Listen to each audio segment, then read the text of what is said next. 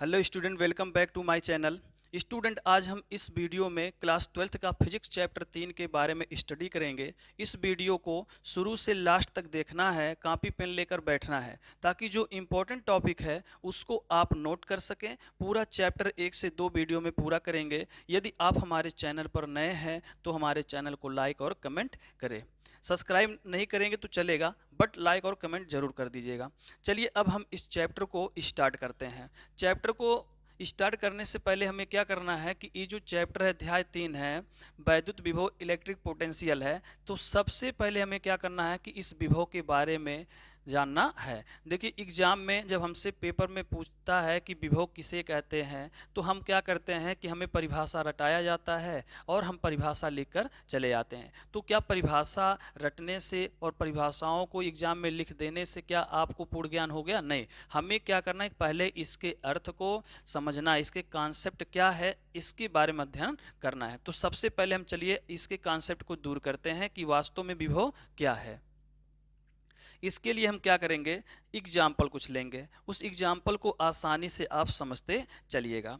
मान लीजिए यहाँ पर हम क्या किए हैं कि दो आवेशित पिंड बनाएंगे। ठीक, एक आवेशित पिंड का नाम है ए और एक दूसरे का नाम क्या है, बी है। इन दोनों आवेशित पिंडों को हम क्या करते हैं कि एक चालक तार से क्या करते हैं, जोड़ देते हैं। ये चालक तार से क्या किया गया, जोड़ दिया गया। अब इस ए वाले जो पिंड है इसका आवेश है 200 कूलम और इसका आवेश हो गया 100 कूलम। क्लियर हो गया। अब हम आपसे इसमें प्रश्न करें कि आवेश ए से बी में जा रहा है कि बी से ए में जा रहा है कि दोनों में, या बता नहीं सकते हैं। तो इसके चार प्रश्न उत्पन्न हो रहे हैं। देखिए, तो इसके चार प्रश्न हैं, ए से बी, दूसरा क्या है बी से ए, तीसरा क्या है दोनों, और चौथा क्या है बता नहीं सकते हैं। तो अभी यहाँ निश्चित नहीं हो पा रहा है कि जो आवेश हमारा है यह ए से बी में जा रहा है कि बी से ए में जा रहा है कि दोनों में, या चौथा क्या है बता नहीं सकते हैं। इसके बारे में समझने के लिए मैं एक और एग्जाम्पल लेता हूँ कि और एक और हमने एग्जाम्पल लिया, क्लास 11वीं में है, उसमें है। मान लीजिए यहाँ पर भिन्न भिन्न ताप के दो वस्तुएं ली गई है। एक वस्तु ए है, दूसरी वस्तु क्या है, बी है। और इस ए वाले में है 20 कैलोरी, ठीक, और बी वाले में है 30 कैलोरी। क्लियर, समझ में आ रहा है। तो ए में 20 कैलोरी है, बी में कितना है, 30 कैलोरी है।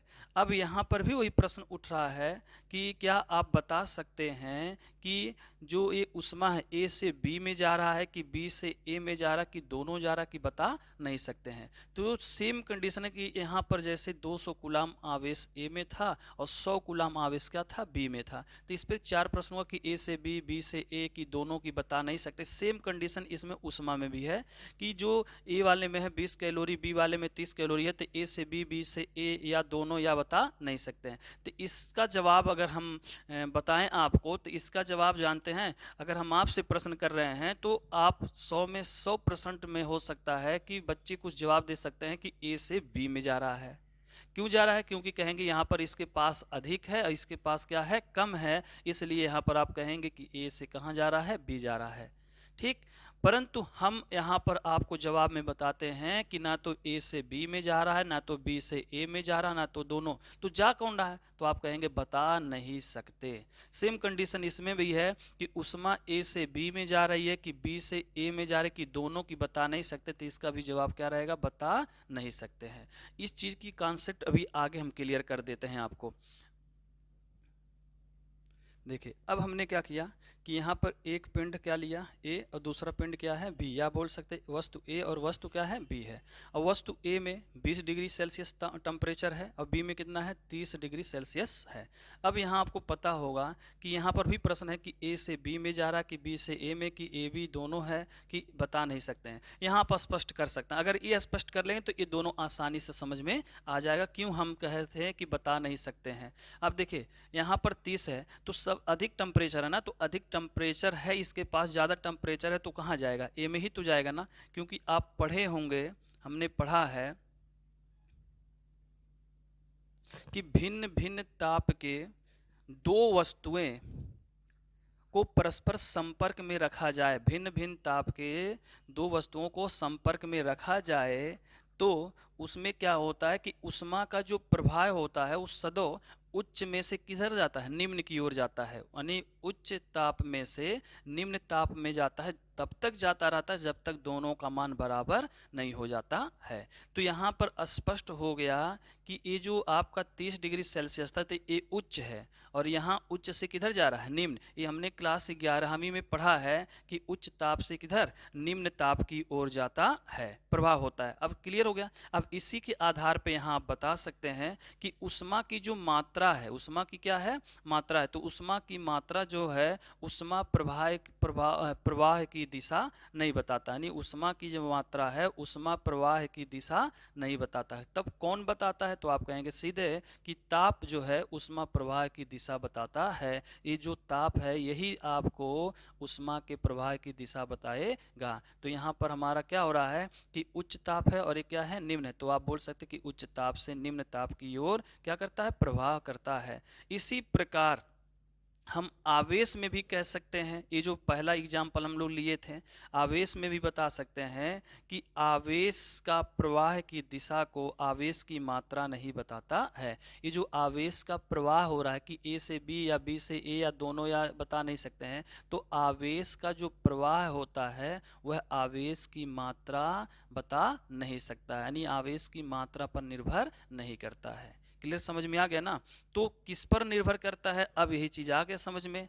क्यों, क्योंकि इस पर अगर हम 20 वोल्ट लगा देते हैं, 20 वोल्ट, और इस पर 10 वोल्ट लगा दें, कितना वोल्ट, 10 वोल्ट। ध्यान दीजिएगा,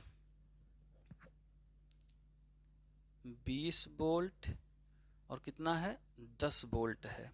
अब आपको समझ में आ गया होगा कि 20 वोल्ट क्या है, उच्च है, और 10 वोल्ट क्या है, निम्न है।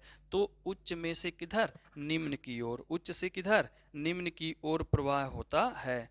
तो हमें इन सब चीज़ों से, एग्जाम्पल से यह पता चला है कि किसी भी मान लीजिए उष्मा का जो प्रवाह है वह उष्मा की मात्रा पर निर्भर नहीं करती है, आवेश का जो प्रवाह है वह आवेश की मात्रा पर निर्भर नहीं करती है। क्लियर हो गया ना। तो यहाँ पर आपको समझ में आ गया होगा कि हमें आवेश का जो प्रवाह की दिशा है वह आवेश की मात्रा नहीं बता सकती है। कौन बता सकती है, विभव बताती है। क्या बताती है, विभव। जैसे इसमें उष्मा वाले में ताप बताती है, वैसे आवेश में कौन बताती है, विभव बताती है। आई होप आपको समझ में आ गया होगा इसका कॉन्सेप्ट। क्लियर हो गया ना। अब मान लीजिए एक छोटा सा और हम एग्जांपल लेते हैं।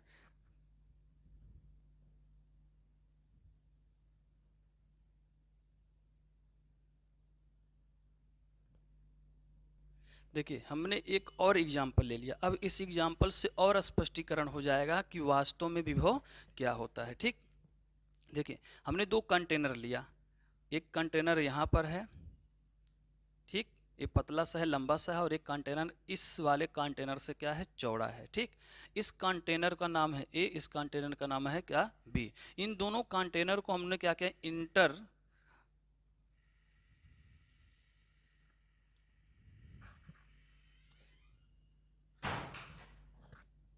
इन दोनों कंटेनर को हमने क्या कर दिया, इंटरकनेक्टेड कर दिया। अब दोनों पात्र इंटरकनेक्टेड मतलब जोड़ दिया। ठीक है, इन दोनों कंटेनरों को जोड़ दिया। इस पतले वाले कंटेनर में आपके पास कितना है, 200 लीटर है।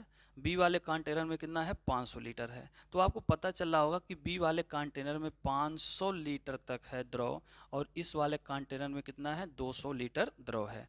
अब आपको यहाँ समझना है कि जो पानी का प्रवाह होता है वो पानी का प्रवाह ए से किधर जाएगा, बी जाएगा। क्योंकि आपको स्वाभाविक है, पता होगा कि ऊंचे वाले तल में अगर पानी भरा है और नीचे वाले तल में भी पानी भरा है, तो पानी का जो प्रवाह होगा वो किधर जाएगा, ऊंचे वाले तल से निकलकर किधर जाएगा, निम्न वाले तल में जाएगा। तो ऊंचे वाले तल से निकलकर किधर जाएगा, निम्न वाले तल में जाएगा। क्लियर है ना, स्वाभाविक है, जाएगा। ठीक, अब यहाँ पर तो पानी का प्रवाह जो है ए से बी हो जा रहा है, ठीक। परंतु ए से बी जा रहा है, लेकिन यहाँ मात्रा पे नहीं न निर्भर करता है। क्यों? क्योंकि ये 200 लीटर और कितना है 500। तो हमें यहाँ ये देखना कि इसकी मात्रा 200, इसकी मात्रा 500, तो अधिक ये है तो अधिक वाले में से जाना चाहिए ना, लेकिन ऐसा नहीं है। क्यों नहीं है? क्योंकि ये ऊंचा तल है और ये क्या है, निम्न है। तो पानी का प्रवाह जो होता है वह उच्च तल से किधर होता है, निम्न तल तक होती है। तो स्पष्ट हुआ कि यहाँ पर भी मात्रा के आधार पर निर्भर नहीं करता, उसके लीटर के आधार पर निर्भर नहीं करता है। तो पानी की मात्रा पानी की प्रवाह को दिशा जो है नहीं बताती है। तो पानी की मात्रा जो है वो पानी की दिशा को नहीं बताएगी कि हाँ पानी की दिशा इधर से बी से ए की ओर जाएगी। तो यहाँ स्पष्ट है कि उच्च तल से किधर, निम्न तल की ओर प्रवाह करेगी। क्लियर, समझ में आ गया ना? तो ये हो गया आपका विभव, ठीक। अब हमें समझना है कि विभव क्या है। अब देखिए, अब इससे पता चलता है कि आवेश प्रवाह की दिशा बताने वाले कारक को क्या कहते हैं, विभव कहते हैं। नहीं, आवेश का ये जो प्रवाह है, तो आवेश प्रवाह की दिशा बताने वाले कारक को विभव कहते हैं। तो ये जो मैं बोला हूं ना, ये परिभाषा नहीं है, ये इसका क्या है, अर्थ है। देखिए, हमने बताया ना कि जो विभव है, तो विभव का अर्थ ये होता है कि आवेश प्रवाह की दिशा बताने वाले कारक क्या कहलाते हैं, विभव कहलाते हैं। तो ये इसका सामान्य अर्थ है कि विभव क्या होता है, तो आवेश प्रवाह की दिशा बताने वाला क्या होता है, कारक होता है। आपसे पूछा जाए विभव क्या है, तो आप बोलिए उसका विभव का अर्थ होता है आवेश जो प्रवाह की दिशा बताने वाला। तो आवेश के प्रवाह की दिशा बताने वाले कारक को विभव कहते हैं, ठीक है। फिर यहाँ पर है कि आवेश सदैव उच्च विभव से किधर, निम्न विभव की ओर प्रवाहित होता है। तो उच्च विभव 20 वोल्ट था और यहाँ पर कितना है, 10 वोल्ट है, ठीक। तो यहाँ पर आवेश सदैव उच्च विभव से निम्न विभव की ओर प्रवाहित होती है। अब हम इसके परिभाषा पे चलते हैं, ठीक।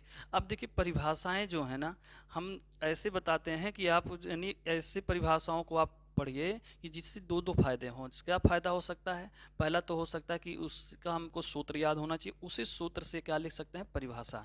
तो देखिए, अक्सर हम जो परिभाषाएं बताते हैं वो यानी उसके सूत्र पर ही बताते हैं। तो इसका सूत्र होता है विभव का, V बराबर होता है W बटे Q होता है। क्लियर, समझ में आ गया? V बराबर W बटे Q। अभी जो W है ना, W ये आपका कार्य है और Q क्या है, आवेश है। अब इसको परिभाषित करना है तो टू द पॉइंट नहीं परिभाषा करें तो यहाँ पर क्या होता है, जैसे किताबों में लिखा होता है कि अनंत से विद्युत क्षेत्र में किसी बिंदु तक लाने में किया गया कार्य को हम क्या कहते हैं, विभव कहते हैं। ठीक है, अच्छी बात है, कोई प्रॉब्लम नहीं है कि परिभाषा वो गलत नहीं है, आपका सही है। लेकिन यहाँ पर अब ध्यान दीजिए हम कैसे निकाल रहे हैं परिभाषा। देखिए, अनंत की बातें चल रही है, किसकी बातें चल रही हैं, अनंत। मान लीजिए हमने ये यहाँ पर समझिएगा,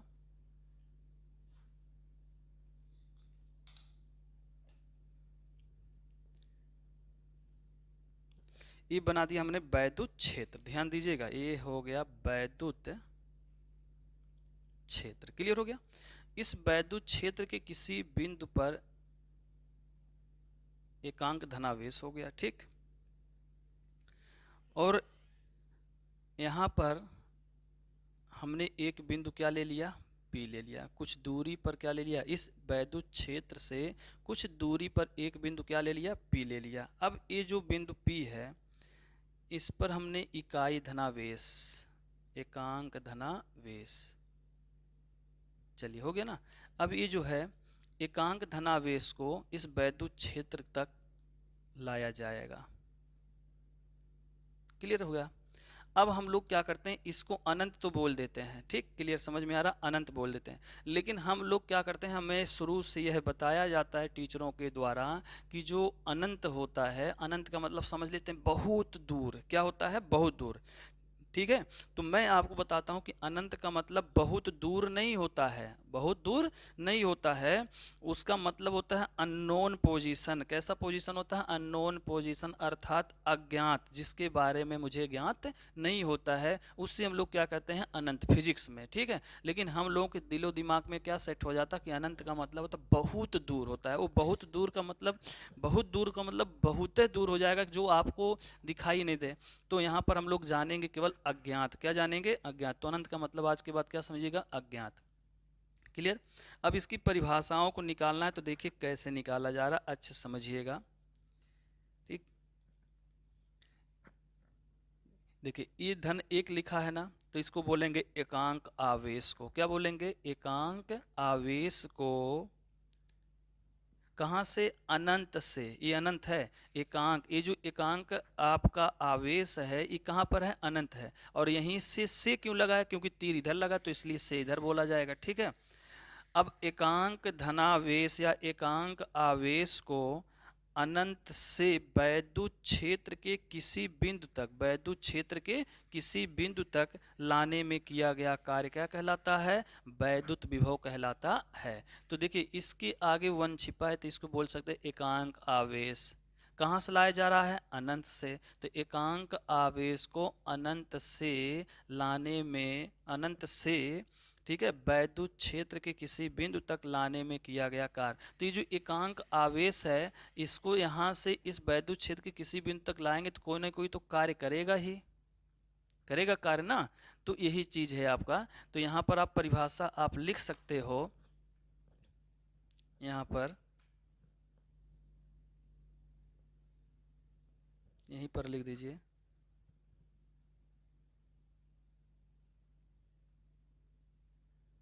एकांक, देखिए परिभाषा हो गया, एकांक आवेश को अनंत से वैद्युत क्षेत्र के किसी बिंदु तक लाने में किया गया कार्य क्या कहलाता है? विभव कहलाता है। अब मान लीजिए यदि हम यहाँ पर Q की जगह पर 1 रख दिया जाए, यानी एकांक आवेश को, तो हो जाएगा यहाँ पर W/1, अर्थात मान क्या निकल के आएगा? W आएगा ना। यहाँ पर पता चला कि V बराबर क्या आया? W। ये जो विभव होता है ना, वो कार्य के क्या होता है? बराबर होता है। ये जो विभव है वो किसके बराबर है? कार्य के बराबर है। कब? जब एकांक आवेश रहेगा तब। यहाँ पर आपको समझ में आ गया कि एकांक आवेश को जब अनंत से विद्युत क्षेत्र के किसी बिंदु तक लाते हैं, तो जो कार्य है ना, वो कार्य किसके बराबर है? विभव के बराबर है। आई होप आपको यहाँ तक अच्छे से समझ में आ गया होगा। तो आप कह भी सकते हैं कि विभव कार्य है। विभव क्या है? कार्य है। कब है? जब एकांक आवेश को अनंत से वैद्युत क्षेत्र के किसी बिंदु तक लाते हैं तब। तो वही कार्य क्या कहलाता है? विभव। अब इसका मात्रक समझ लेते हैं। क्या समझ लेते हैं? मात्रक।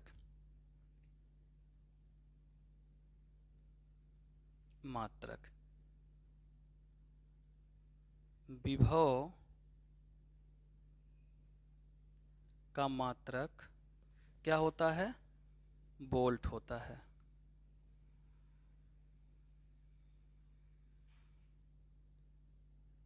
वोल्ट होता है। क्लियर? समझ में आ गया।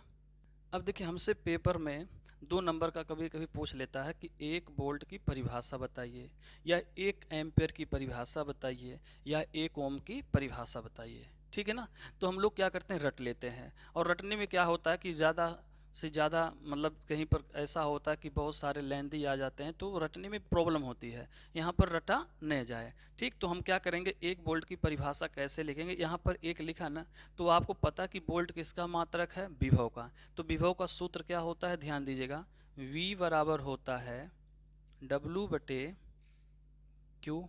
ठीक, क्लियर? समझ में आ गया। अब हम क्या करेंगे? इसके मात्रक को लिखेंगे, क्योंकि 1 वोल्ट है ना, विभव का मात्रक वोल्ट है, तो यहाँ पर तो मान लो वोल्ट मिल गया, लेकिन अब कार्य का मात्रक क्या होगा? जूल। आवेश का मात्रक क्या होगा? कूलाम होगा। बस कुछ नहीं करना है, बस इसके आगे लिख दीजिए W की जगह पे लिख दीजिए 1 जूल, और आवेश का मात्रक कूलाम होता तो लिख दीजिए 1 कूलाम। क्लियर हो गया। अब यहाँ पर मान अगर हम रखते हैं, तो V बराबर W की जगह पे कितना है? 1 जूल है मान, और Q की जगह पे कितना रखेंगे? 1 रखेंगे। तो इस कट कर कितना आ गया आपका? तो V बराबर आ गया 1 वोल्ट। क्या आ गया? 1 वोल्ट आ गया। यहाँ पर आपको समझ में आ गया। अब इसी 1 वोल्ट की परिभाषा कैसे लिखना है? कुछ नहीं करना है, जो परिभाषा आप ऊपर लिखे थे ना विभव का, कि एकांक आवेश को अनंत से वैद्युत क्षेत्र के, तो जो एकांक आवेश है, अब कितना आवेश है? 1 कूलाम आवेश है ना। कितना कार्य है? 1 जूल कार्य है। बस ऐसे करके लिख देना है। तो देखिए कैसे हम लिख रहे हैं। 1 कूलाम आवेश को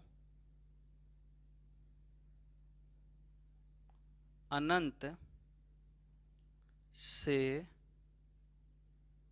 वैद्युत क्षेत्र के किसी बिंदु तक लाने में 1 जूल का कार्य करना पड़े तो उसे 1 वोल्ट कहते हैं। आगे परिभाषा ना, तो वही परिभाषा यहाँ पर हमने क्या लिखा था, एकांक आवेश। तो एकांक आवेश के जगह पे क्या हो गया, 1 कूलाम आवेश हो गया। को अनंत से वैद्युत क्षेत्र के किसी बिंदु तक लाने में यहाँ बोला गया था कार्य करना पड़े, तो यहाँ पर कितना कार्य करना पड़े, 1 जूल का कार्य करना पड़े तो उसे 1 वोल्ट कहते हैं। आई होप यहाँ पर समझ में आ गया, क्लियर हो गया ना। अब हम क्या करेंगे, इस विभव का बीमीय सूत्र प्राप्त करेंगे। क्या प्राप्त करेंगे, विभव का बीमीय सूत्र। विभव का